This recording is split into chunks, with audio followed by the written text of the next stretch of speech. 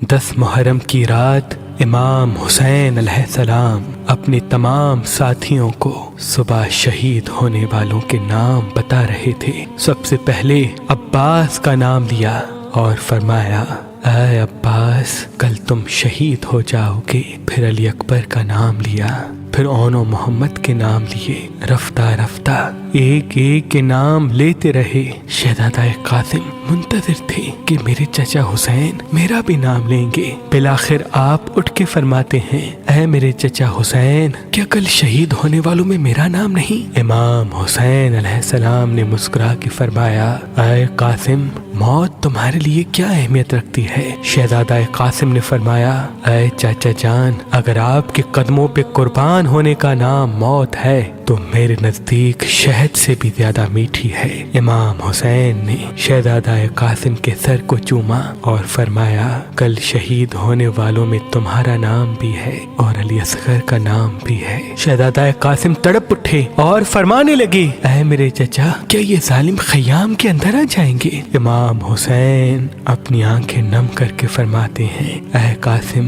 میں خود فوج اشقیا کے پاس اصغر کو پانی پلانے کے لیے لے کے جاؤں گا اور وہاں یہ ظالم تیر مار کے شہید کریں گے۔ بس رات ڈھلتی ہے، 10 محرم کا سورج طلوع ہوتا ہے۔ ہر ایک شہید امام حسین کے قدموں پہ قربان ہو رہا تھا۔ بی بی ام فروا دیکھے کہ اس کا بیٹا قاسم اپنے سر پہ ہاتھ رکھ کے زور زور سے رو رہا ہے۔ بی بی ام فروا قریب گئی، اپنے بیٹے قاسم سے فرمایا، اے میرے شہزادے، رو کیوں رہے ہو؟ شہزادہ قاسم فرماتے ہیں، اے میری ماں، صبح سے لے کے اب تک جب بھی میں چچا حسین کے پاس جاتا ہوں کہ مجھے میدان میں جانے کی اجازت دیں، آپ فرماتے ہیں، قاسم ٹھہر جاؤ، رک جاؤ۔ اے میری ماں، آپ چچا حسین سے کہیں کہ مجھے میدان میں جانے کی اجازت دیں۔ بس جیسے ہی شہزادے نے یہ فرمایا، بی بی ام فروا کو امام حسن کی وصیت یاد آئی۔ آپ نے کہا، اے قاسم، تمہارے بازو پہ جو تعویذ باندھا ہے اس کو کھولو، کیونکہ تمہارے بابا حسن نے فرمایا تھا کہ یہ تعویذ قاسم کے بازو پہ باندھ لو،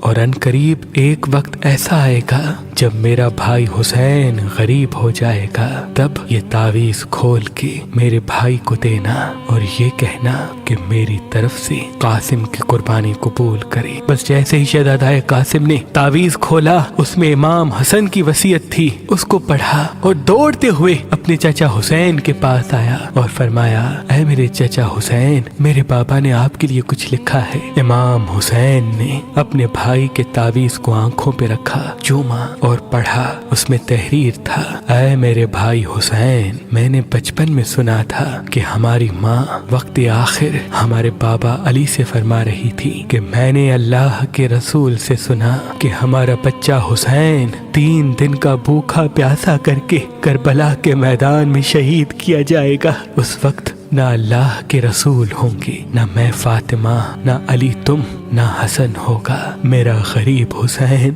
بے دردی سے قتل کیا جائے گا۔ تب سے میں دعا مانگتا تھا کہ اللہ مجھے بیٹا دے جو میں کربلا کے لیے رکھوں، تاکہ وہ میرے بھائی حسین کے قدموں پہ قربان ہو۔ اے حسین، آج قاسم کو میری طرف سے اپنے قدموں پہ قربان ہونے کی اجازت دو۔ امام حسین رو کے تعویذ کو چومتے ہیں اور شہزادہ قاسم کے سر کو چومتے ہیں اور فرماتے ہیں، اے قاسم، جا، اللہ کی راہ میں قربان ہو جا۔ پھر آپ فرماتے ہیں، اے میرے بچے، آج ذرا میں تجھے پہناؤں گا۔ تاریخ نے لکھا، ایک ایک ذرا امام حسین اپنے شہزادے قاسم کو پہناتے رہے، لیکن کوئی بھی ذرا شہزادہ قاسم کے جسم پہ پوری نہ اتری۔ بالآخر شہزادے نے فرمایا، اے میرے چچا، مجھے بغیر ذرا کے میدان میں بھیجیں، شاید اللہ کی مرضی یہ ہے۔ بس اللہ اکبر کہہ کے حسن کا لال میدان میں آیا۔ شیر کی طرح فرماتے ہیں، اے فوج اشقیا، میں علی کا پوتا ہوں، عباس کا بھتیجا، حسن کا بیٹا، اگر کوئی ہے تو میرے مدِ مقابلہ ہے۔ عمر بن سعد، شمر اور دوسرے بہادر زور زور سے ہنسنے لگے کہ یہ 13 سالہ بچہ ہمیں للکار رہا ہے۔ یزید کی فوج میں ازرق نام سے ایک بہادر تھا جو ہزاروں کے لشکر سے اکیلا لڑتا تھا۔ عمر بن سعد نے کہا، جا قاسم کا سر قلم کر کیا۔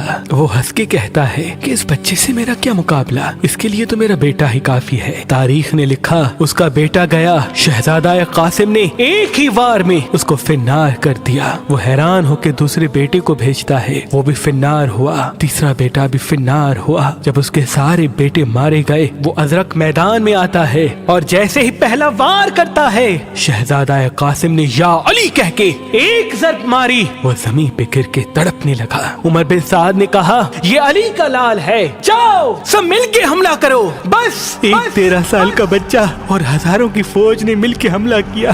کوئی سامنے سے وار کرتا ہے، کوئی پشت سے وار کرتا ہے، کوئی دائیں طرف سے تیر مارتا ہے، کوئی نیزے پھینکتا ہے۔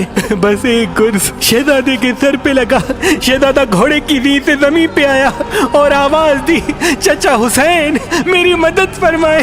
امام حسین جیسے ہی میدان میں آتے ہیں، مشرق کے گھوڑے مغرب کی طرف، مغرب کے گھوڑے مشرق کی طرف دوڑتے ہیں۔ تاریخ نے لکھا آپ کا جسم مبارک گھوڑوں کے پیروں میں پامال ہونے لگا، آپ کا سینہ پشت ایک ساتھ ہو گئے، آپ کی پسلیاں ٹوٹنے لگی۔ امام حسین بس جیسے ہی میدان میں پہنچتے ہیں، قاسم کی لاش کو ڈھونڈا، نہ پایا۔ بس دیکھا کہیں قاسم کا ہاتھ ہے تو کہیں قاسم کے بازو، کہیں قاسم کے پیر ہے تو کہیں قاسم کا سر۔